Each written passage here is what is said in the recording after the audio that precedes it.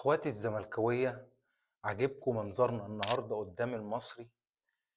بجد احنا مش عارفين النهارده احنا كنا حلوين ولا وحشين. انت هتيجي تبص على الماتش واحداث الماتش. اولا من الشق الدفاعي انت كنت كويس جدا في الشق الدفاعي لدرجه ان المصري فرقه قويه وفرقه عندها افراد في الهجوم قويه. تقريبا النهارده ما عملتش خطوره تذكر على محمد عواد. مفيش كره خطيره تقول ضاعت ازاي، مفيش. النهارده دفاعنا كان صلب، كان محترم بصراحه. بس هجومنا ما تقدرش تقول برضك كان وحش ولا حلو. وصلنا عند جون كذا مره، ضيعنا كذا جون، جبنا جون ولو سوء حظ. ناصر منسي اتلغى، الناصر اللي عامل جون عالمي النهارده ولا اروع من كده.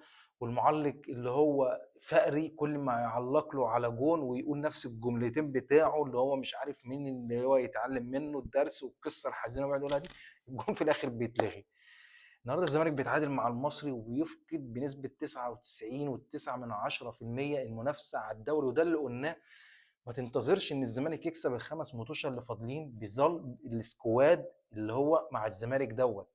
النهارده انت المخرج جاب لقطه على الدكه بتاعت الزمالك، زي ما يكون لسان حال المخرج بيقول لك هي دي الدكه اللي ممكن تنزل حد منها يعمل فرق. الدكه كلها لما جت عباره عن احمد حسام، سيف فاروق جعفر، ايشو، احمد عاطف. ايه الناس دي؟ مفيش فيها غير الجزيري اللي هو لما بينزل بيخلي الواحد ضغطه يعلى من كتر القرارات السيئه اللي بيعملها، وناصر ماهر اللي هو مستواه من ساعه الطرد بتاع ماتش الاسماعيلي ما جاش، واللي هو اصلا قاعد على الدكه وهو مصاب.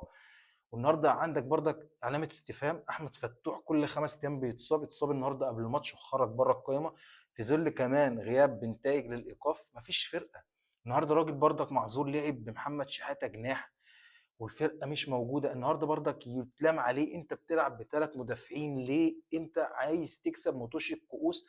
انت الخطه دي تناسب فرقه زي حجم الزمالك لما تكون بتلعب بره ارضها في بطوله افريقيه مع فرقه زي الوداد ولا الترجي ولا صن داونز، بتلعب ب3 مدافعين عشان تامن دفاعك كويس جدا. انما لما تبقى بتلعب مع المصري، في الاول وفي الاخر انت الحلقه الاقوى. حتى لو انت سكوادك بالضعف اللي احنا بنشوفه دلوقتي، بس انت برضك اقوى. طيب لعبت ب3 مدافعين، قدرت توصل للجون. طيب في الشوط الثاني ليه ما لما لقيتها 0-0 والعمليه معقربه ليه ما سحبتش الزناري بدري بدري؟ بدل ما سحبته في الدقيقه 80 تقريبا وطلعته ونزلت الجزيري كمهاجم تاني، او بلاش الجزيري اصلا يعني. تمام.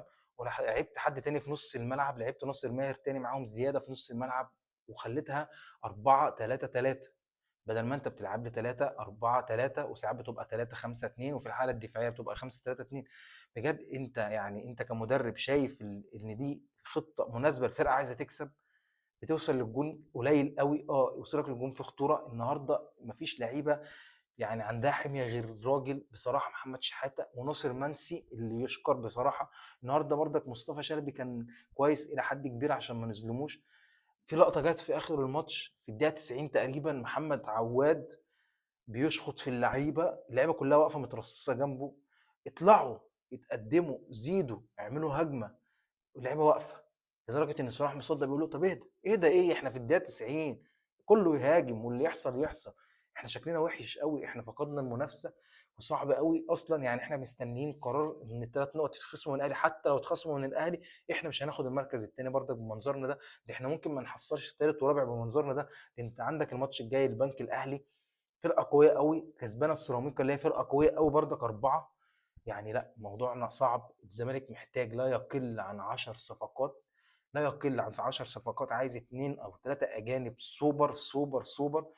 بجد أنا النهاردة المدرب برضك عايز أفهم إزاي أنت بتطلع ناصر منسي ده برجل واحدة أحسن من الجزيري، وبتنزل الجزيري. عايز تنزل الجزيري ومزنوق فيه، لعبهم هما الاتنين بقى. ناصر منسي ما يطلعش من الملعب.